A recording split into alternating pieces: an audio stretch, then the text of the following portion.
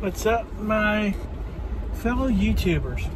I hope that you are well today. I'm trying to get myself back into the groove of things, especially with this. I mean, I may not be traveling right now, but hey, gonna be getting there. All is well with that. Excuse me, to lightly stretch my neck here. Getting used to some things. Things gonna take a while to heal internally with nerves and muscles. So if you see me doing this crazy stuff, it's from that surgery, but it will get better, hopefully. But I tell you, I'm starting to get some traction on the van, questions and interest. That's good. So we'll see on that deal how that goes. It'll be an interesting process.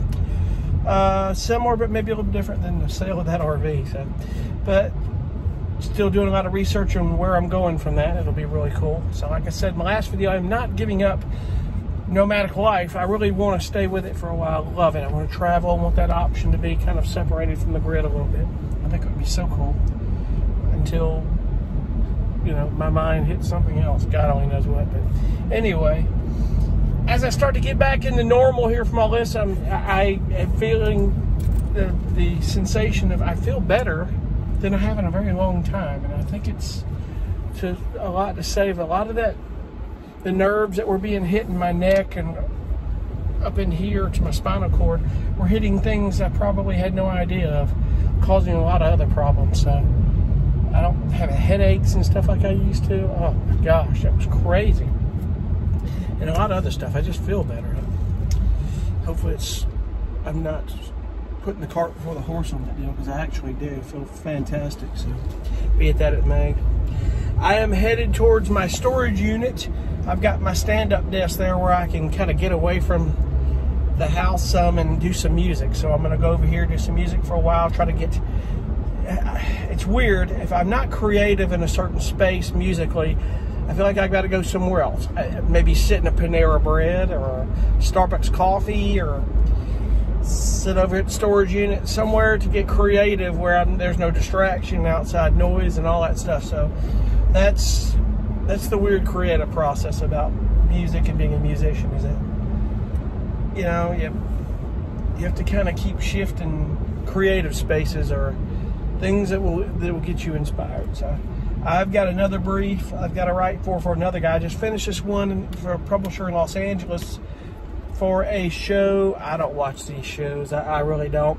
It's called Growing Up Hip Hop. It's one of these WeTV, BET, I don't know what network. One of these shows, I think it's on WeTV. It's called Growing Up Hip Hop, and I just finished some, and I had to get some tracks for that brief that came in for that show, because one of my tracks, I don't know how this happened. I'm not even a hip hop composer, but a lot of the stuff that I do with a hip hop bass, one of my tracks that I did was a reference track for that brief. When I say reference, it was like when they sent the brief saying what they needed and for the TV show, they said download these tracks. These are the tracks to go by as a reference.